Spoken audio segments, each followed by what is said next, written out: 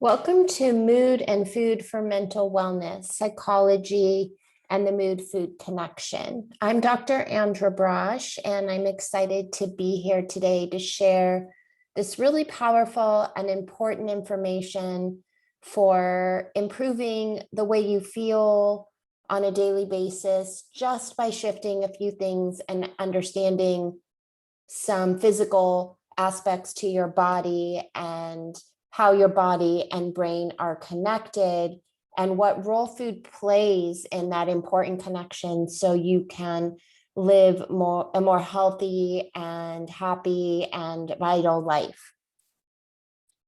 So today, what I'm going to teach you is I'm just going to teach you about the fundamentals of healthy eating. It's really simple. I think a lot of us think we're eating healthy and often we're not. So we're going to take a little bit of a dive into that. We're going to look at the role of nutrition in brain health. We're going to look at which foods support the brain and don't. We're going to look at healthy dietary habits and that there is hope beyond medication when it comes to mood and things like depression and anxiety. So let's talk for a minute about what we already know. And I think that most of us have read headlines or have done maybe a little research. You must have an interest in this if you're watching this webinar. So what we know is that poor diet and poor mental health are the leading causes of mortality and morbidity worldwide. So these two things, poor diet and poor mental health individually are an epidemic. And then when you combine them, they're also an epidemic. So we might as well look at them together and understand how they work. Physical health issues like heart disease and cancer are linked to dietary habits and nutrition. I think we're very aware of that. So why wouldn't we be looking more deeply at prevention in the realm of eating? Diet quality is a key factor in influencing mental and brain health across all stages of life. This is a little bit of a less known fact, but a really important one. And diet is showing up more and more in terms of mental health, brain health, and a lot of diagnoses and diseases that are developing in the brain and in the mental wellness community. So I always like to kind of just start with Maslow's hierarchy of needs. This is a psychological research-based theory that was developed in the 1950s. And the basis of it is that having our physiological needs met is at the core of human development and is essential for human survival. And the reason I like to show this is because look at what's at the bottom, right? The foundation of everything for us is what we eat, being able to have fresh water, obviously being warm, rest, having a roof over our heads. So unless our physiological needs are met, we're really not going to be able to do many, many things in our lives, at least in a healthy way.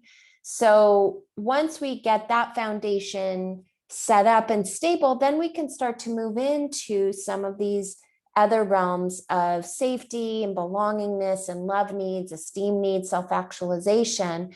And you can also notice that the three rungs above the physiological needs, safety needs, belongingness, esteem, are all connected to diet and food, right? So a lot of times when people have trouble with stress eating or emotional eating, it's because of this middle part of this triangle. So you can see already, just even from a developmental perspective and from a psychological perspective, how important it is to get our physiology in place, and diet and nutrition and food plays a huge part in that.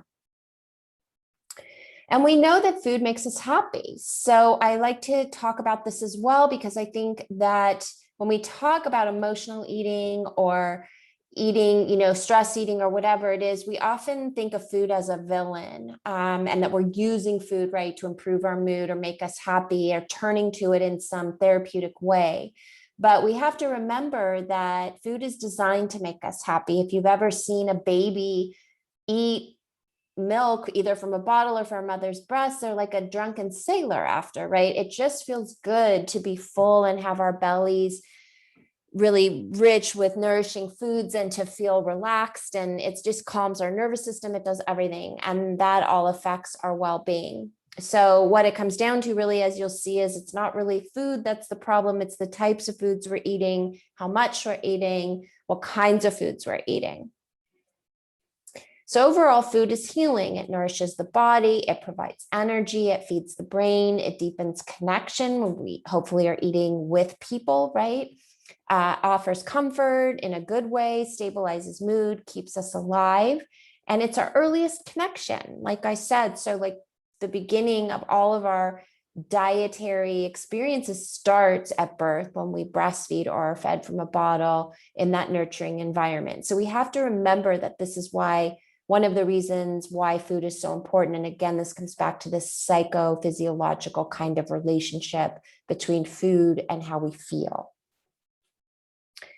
I like to just throw up this study. This is the SMILE study. It's one of the only ones that have actually looked at what people eat related to mental health. And so what they found is that the people who improved their diets the most were the ones who experienced the most improvement in mood. So it was a very direct correlation. They weren't looking at any particular kind of food or ingredient, which often the studies do. This is just basically overarching, improving the diet improves your mood. And this isn't just because of what happens on a physiological level. We know when we're eating better and making better choices, we feel better about ourselves. So what is healthy eating? This is a big question, and I love to talk about it because there are so many missed messages and miscommunications about what healthy eating is in this crazy commoditized culture of health and wellness. So healthy eating for me is chewing your food well. We have to chew our food, and you'll see why in a minute. Sitting down to eat a meal. How often do we eat on the go or grab something or working at our computer while we're eating, talking on the phone while we're eating? Once in a while, we just have to do this with our busy lifestyles, but it really does impact our digestion and the idea of what it means to eat in a healthy way. Being mindful about what you eat is considered healthy eating, right? So it's not so much just about, eating the right foods. It's what kinds of foods you're eating, where were those foods grown, things like that. Educating yourself about healthy foods is a form of healthy eating, and honoring what your brain and body need. So really, this is about personalized nutrition. What do you specifically need for your own diet and for your own body? And it's important to dig into that and really understand. So let's talk about what is a healthy diet, because that's different than healthy eating, right? Those are a lot of behavioral things. These are things we're doing, the actions we take to eat healthy. So what is actually in the foods that we're eating that makes it a healthy diet? So if we look at diets over the years, you could see that we've had so many. This is the trend of diets, right? And we know this is in our culture. It's been going on. You could see it goes on and on and on. Most recently, we've got the vegan diets, the gluten-free diet, the paleo, ancestral, keto, mind diet. There are so many, and this is just through 2019. And the reason I highlight the Mediterranean diet here on the bottom right is because this has shown consistently to be one of the best diets and the easiest to maintain. We're going to talk more about what is in the Mediterranean diet, but out of all the research, this is the one that shows up as being the best diet overall for most people. This is a study on health effects of and dietary risks. And what is important really just to understand about it is that worldwide, we don't consume enough whole grain fruit, vegetables, legumes, nuts, and seeds given, right? We just know we could do better there. But we also overconsume processed meat, sugar, sweetened beverages, and sodium. So the point of this slide is that it's not so much about what we're adding into our diet or changing about our diet, but we have to remove things as well. And this doesn't have to happen all at the same time, but we need to start thinking, okay, what do I need to eliminate in order to make space for my body to heal and for me to start introducing these good foods? So if you're someone who's drinking, soda every day, maybe eating some fast food here and there, or even more consistently, you're going to want to start to think about how that's impacting on top of not eating a lot of these other foods that are adding to your mental and physical wellness. So here we just have a comparison of what we call the Western diet. And the Western diet is definitely going to be more conventional. So this is really where a lot of our problems come from, because most other diets are not like the Western diet. The Western diet is rich in refined grains, which are grains stripped of any of their potential positive qualities. We've got conventional dairy, which are cows that are raised in horrific conditions and may have been given antibiotics. This is just kind of your random milk you buy or your random yogurt when you're not looking for things that are more grass-fed or grown, raised locally or humanely. Refined carbohydrates are, again, this would be things like bagels and muffins and breads that have been stripped of any grain, kind of integrity. Factory farm meat, similar to the conventional dairy. These are animals that are kept in captivity and often given hormones and antibiotics in really miserable conditions, which then we consume, and we're eating not only those antibiotics and those hormones, but also their stress. We eat a lot of added sugars, artificial sweeteners, hydrogenated oils, food additives, preservatives, and fast food. And I would also add soda here, which is really the added sugars. Then we've got the Mediterranean diet, which you could see is a lot better. It's fresh fruit, seasonal vegetables. Those are vegetables that are grown in the right time of year, often, hopefully locally. Fish, hopefully we're buying, the best kinds of fish. Olive oil is a healthy fat, whole grains. These are not refined. They have their integrity. Nuts and seeds, beans and legumes, spices, organic dairy, and herbs and teas. So it goes much well beyond this, but just as a basic comparison, you can see where the problem is between the Western diet and what we call more of a Mediterranean diet. So overall, food matters. You are what you eat, you are what you digest, you are what you absorb, you are what you eliminate.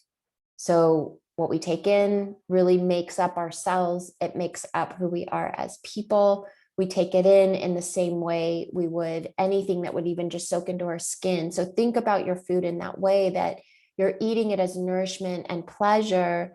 And we want to make sure that what we're putting in is what we want to absorb. And then we want to make sure we're eliminating it as well, because we don't want anything to just stay stuck, right? We want to move things through. So let's move into mental health from the inside out. Studies have shown mental disorders are not limited to the brain. I think this is a given. They are whole of body disorders where the immune system and gut microbiota can affect mental health and overall well-being. So we're not just looking at the segregated idea of mental wellness being separate from the body, and we're not looking at it as if food doesn't cross the blood-brain barrier and get into the brain as in an impactful way, whether it be negative or positive. So when we talk about an integrative lens of mental health, and you might have heard this term, we're talking about social, biological, developmental, psychological, genetics, environmental. We're also talking about blood sugar, nutrition, heart health, mostly gut health, digestion, and inflammation. So on the left are a lot of kind of the things we talk about in mental health and psychology. And on the right are a lot of things that are talked about by doctors or nutritionists.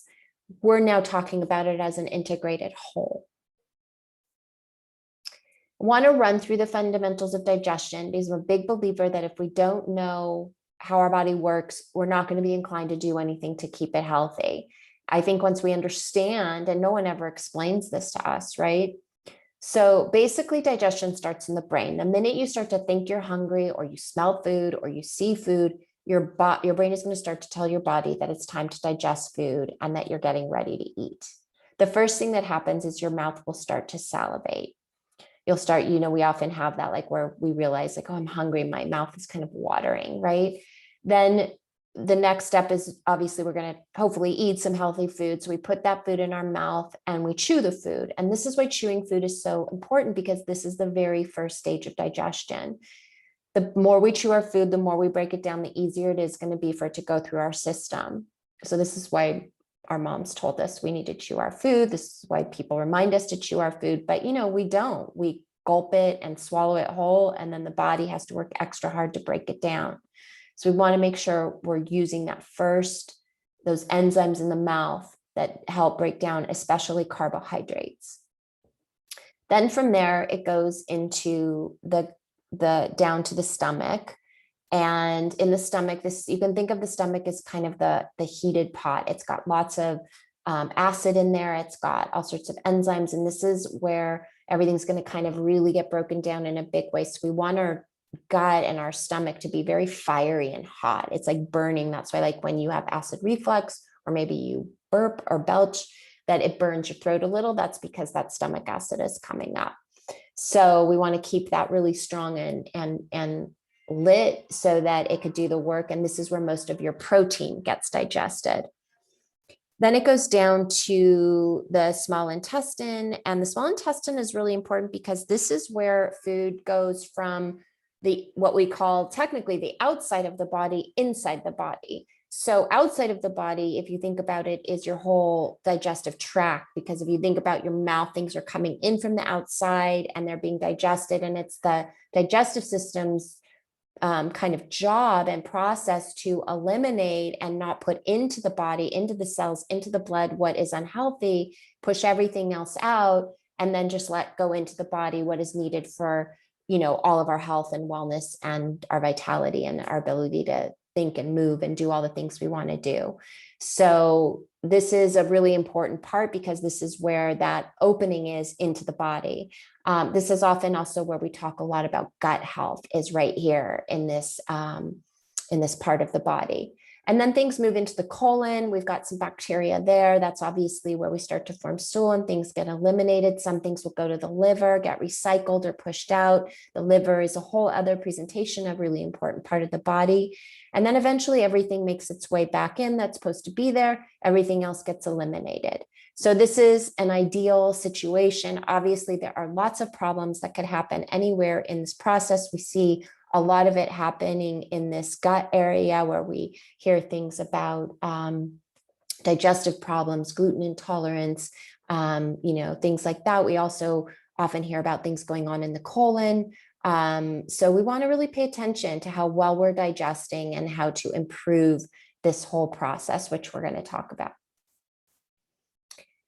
So when we have compromised digestion, these are some of the culprits: antibiotics, low stomach acid. Oftentimes people have acid reflux and they go to the doctor and they get a peptide to decrease stomach acid. But really often the culprit is that there isn't enough stomach acid, weirdly. So we want, like I said, that very fiery pot, right? And that's our stomach acid. So we don't want to be taking medications that are going to reduce our stomach acid. We want to address it from a more holistic perspective and look at, okay, maybe we need to fire that up a little bit. Maybe things aren't getting digested so well, so they're coming back up. We could have bile insufficiency. Bile helps break down a lot of our fats. We could have a lack of digestive enzymes. Those are the enzymes that come in to break down our food. We could be eating too fast, like we said, and not chewing our food. We could have a lack of fiber. That's a common problem, not eating enough fiber in our diet. Chemicals and toxins, restricted food variety. So people who eat a very picky diet, a lot of what we call white foods, maybe the diet is depleted. There isn't, again, enough fiber, enough vegetables, enough greens. Poor eating habits, chronic stress, allergies, and not enough water are all kind of going to cause issues or compromise our digestion, either temporarily or more chronically.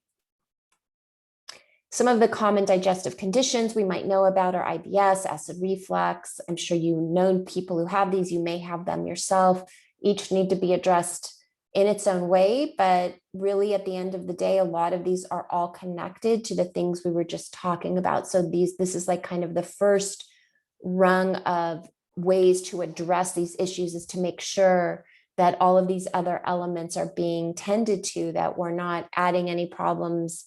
Are there any foods we could be adding that could improve a lot of this? But it really does, all of these common digestive conditions often come back to the gut and the microbes that are living there. Because you are an ecosystem, right? So we all have this balance of microbes throughout our body, and these microbes do so much for us that it's insane that it's taken us so many years to realize. But the research is starting to happen now, and I would say a lot of people are taking probiotics now and addressing this. But it's important to realize that we need, this diversified kind of ecosystem, really healthy in our body in the same way our oceans need it, in the same way our gardens need it. So this is our soil. Our microbes and our gut and our digestion are really like the soil and the fertilizer of our health. So we want to make sure that we're tending to this. So your microbes affect all of these things. They affect our overall health, our metabolism, our mental health, our gut health, the way we synthesize the vitamins from our food, how we digest our food, our immune function, autoimmune systems, and our immune systems are affected by our microbes. And on the left here, you could see that these are all of the things that microbes can affect and often do. So they're often connected to obesity, metabolic syndromes, which is, has a lot to do with diabetes, arthritis, any kind of emerging infectious diseases, liver disease, irritable bowel, so many things. It goes on and on and on. And mental health is one of the biggies here as well. And it's a two-way street. So the way we live in our lives, the things we put in affect our microbes. The way our microbes live in our bodies and respond affect our outer world. So these are all of the things that we could be addressing or doing differently to support our microbes. We could breastfeed, we could exercise, we could smoke and drink less. We could make sure we're washing our hands, which I know a lot of us are doing anyway. Where we live affects our microbes. If we're living in a situation that isn't conducive to maybe our natural state of wellness, this could be problematic for our microbes. As we get older, it can complicate things. Food production, right? When we're feeding our body pesticides and hormones and things that the microbes don't know what to do with, it compromises our health. Diet, drugs, disease, urbanization, sleep, pets, birth mode, all of these things impact our microbiome. And you ultimately have what we call two brains. So the gut is considered to be one brain, and then we obviously have our big brain, and those two brains talk to each other. The microbes actually communicate with the big brain through our nervous system and are constantly sending messages up to the brain about what's going on in the lower part of our body. And then our brain is sending messages to our gut via the stress hormones, the nervous system, things like that. So we've got this kind of communication, this gut-brain connection that we talk about, where the cycling through of this messaging happens. So if there's any breakdown in this kind of this kind of feedback loop, then we're going to have issues either with our brain, which could be our thinking, our mood, stress, or it could be in our gut where we're starting to feel physical symptoms, or maybe we're even overly anxious there.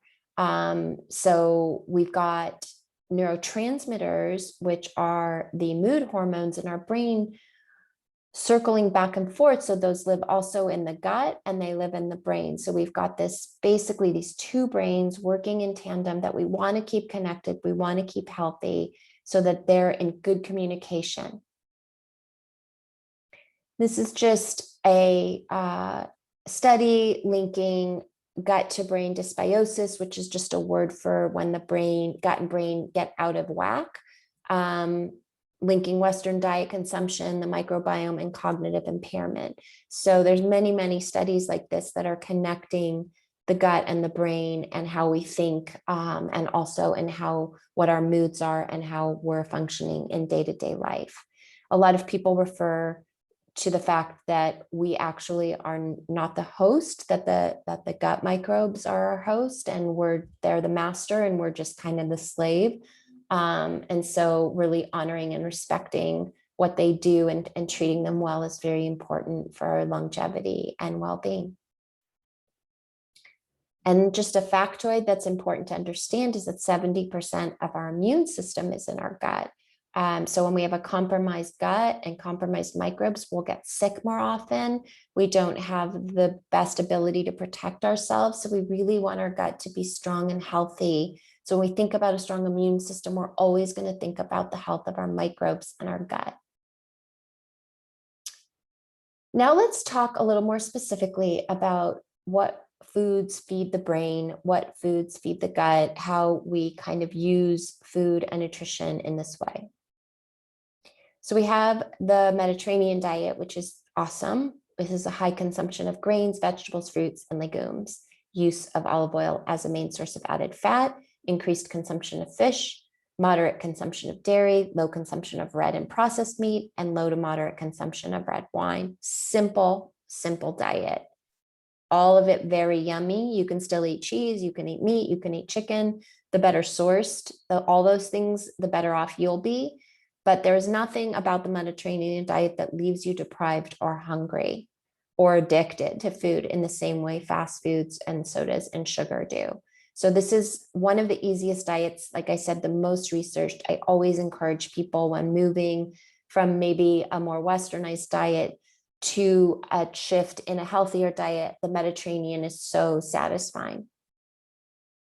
We also want to eat a rainbow of foods. And these are foods that have a lot of color and diversity. So if you think about anything in nature that is healthy and vibrant and growing well, it's going to be diverse, right? Like our soil needs to be diverse with microbes, and we need to grow different kinds of crops in order to have healthy soil. We see a large amount of insects and birds and bugs living in gardens that bring their own, kind of beauty to what makes all of this nourish and grow.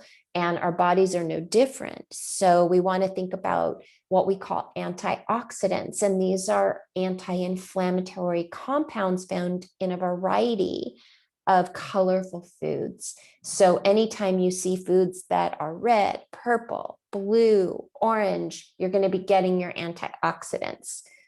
So pay attention to these wonderful foods because they're very healthy for your brain and also for clearing out toxins from the body. Some of the antioxidants that are less known that are really fun and to incorporate into the diet are green tea, blueberries, apples, red onion, dark chocolate, cacao, turmeric, grapes, coffee, red wine, and olive oil all have antioxidants in them.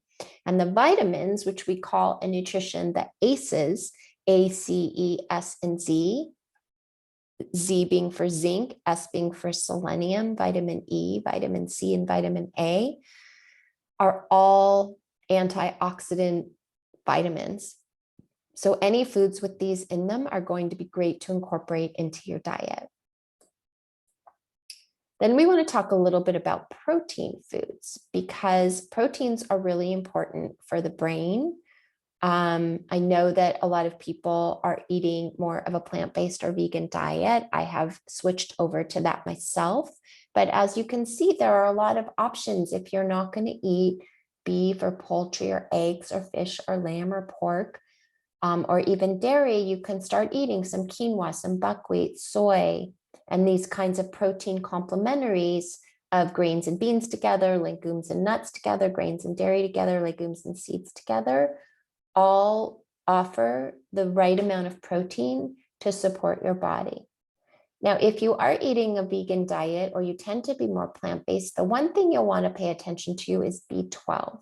Sometimes people who aren't eating some of these more traditional forms of protein can get low in B12, especially younger people. So it's something to consult a nutritionist or a doctor about. But overall, we want to make sure we're getting enough protein. Protein keeps you full. It feeds the muscles. It is really important for brain health because it has something called amino acids that support brain health. So eating a diet that has zero protein is never going to be a good thing. But when people talk about eating protein, you don't always have to eat animal products. We also want to make sure we're eating our healthy fats. The brain is 60% fat. Fat is also an alternative source of energy. So if you're eating carbohydrate foods, and when I say carbohydrates, I mean like vegetables are carbohydrates. I don't necessarily mean gluten foods, which is often a confusion. When you're done burning through those, the body will start to burn fat. And so if you're burning through a lot of carbohydrates and you don't have the fat or the protein to back it up, you're going to get drops in blood sugar. You're going to get really hungry faster. So fat is a wonderful way to keep us more energized and full and satisfied throughout the day, so we don't have cravings and we're not dropping in that blood sugar and crashing.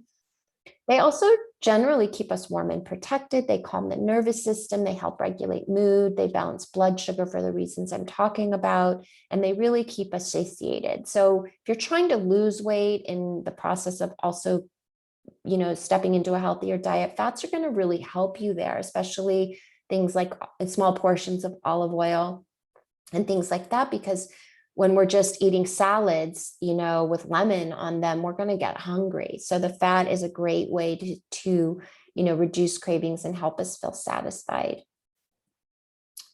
So some healthy fats that we can start to dig into, we want to distinguish them from unhealthy fats. So unhealthy fats are trans fats. So these are fats that are kind of broken down in the same way we were talking about the refined carbohydrates. They're not pure oils like olive oil and avocado oil. Refined oils, margarine, saturated fats, that would be things that are in anything fried really, in unhealthy oils, processed foods, and fast and fried foods. Healthy fats are nuts and seeds, olive oil, avocado, organic dairy, wild caught fish, pastured eggs, coconut oil, ghee, things like that. So there are lots of yummy, healthy fats. We always want to eat fats in moderation. I know that we live in a world with ketogenic diets and this push for eat fat, eat fat, eat fat. But especially if you're trying to lose weight, you're going through menopause, you're in a stage of life maybe where your metabolism isn't burning as efficiently because it is like a car. It'll burn slower at times and faster at times. You want to go easy on the fat. So they're just a little additive for health. They're not a main meal. So be mindful of that. And then we've got our essential fatty acids, and these are what we call our omega 3 and omega 6, and these are especially good for brain health. So when we're looking at omega 3s, we're talking about our fatty fish, flaxseed oil, hemp oil, chia seeds, nut seeds, pasture raised eggs, all have these rich omega 3s, which are super healthy for the brain, mental health. They've been shown to reduce disease. Omega 6 is also important. And this we get mostly from meat, poultry, safflower oil, sunflower seeds, walnuts, and hemp seeds. In our culture, we tend to be higher in omega 6 to omega 3. We really want it to be a pretty close ratio between the two in terms of diet. And you don't have to worry too much about this, but the reason the omega 6 sometimes really go up in the Western diet is because we're eating a lot of meat and poultry. And we're also eating meat and poultry that has been given omega 6 already. And so when you're eating foods, anything you eat from an animal, you're ingesting what that animal ate. And so if you're eating conventional meat and poultry, you're going to want to be really careful about your omega 6s. Usually, if you're eating farm raised or grass fed meats and poultry, you're probably going to be less likely, but it's just something to pay attention to. I encourage people to lean into the omega 3s and not worry so much about the omega 6s unless you're eating a very extreme Western diet. Then you'll want to do both, beef up your omega 3s and watch your omega 6s. So some easy everyday shifts: avoid high sugar foods, eliminate processed foods, eat well-balanced meals, add fiber-rich foods, feed your flora, that's your gut bacteria, diversify your diet, eat omega-rich foods, which we talked about, and exercise and reduce your stress. This is just a fun little factoid that these foods look like the body part they are good for. And can you guess which? This is called the doctrine of signatures. It's an ancient kind of study of food. So if you look at all of these foods, you'll see that they do look like your body parts in some ways. And it's a fun little guessing game. I'll show you the answers here, and you can get a sense of what some of these foods are good for. So the mushrooms are shaped like the ear. The grapefruit is shaped like the female breast. Celery has the appearance of long bones. Ginger matches the shape of our stomach. Grapes look like part of the lungs. The brain and walnuts look a lot alike. A carrot looks like your eyes. Sweet potatoes remind us of the pancreas. Red wine for our blood, and it looks like our blood. And when you cut a tomato in half, it looks like the heart, and tomatoes are good for the heart. And the avocado is shaped like the uterus. So interesting, all of these foods are good for these things, and they're shaped like them. So kind of just a fun little factoid you could take with you and play with. So thank you so much. That's my brief, kind of a hopefully thorough understanding of some tidbits for you for nutrition and mental health. I hope that you enjoyed this presentation, and I hope to bring you more.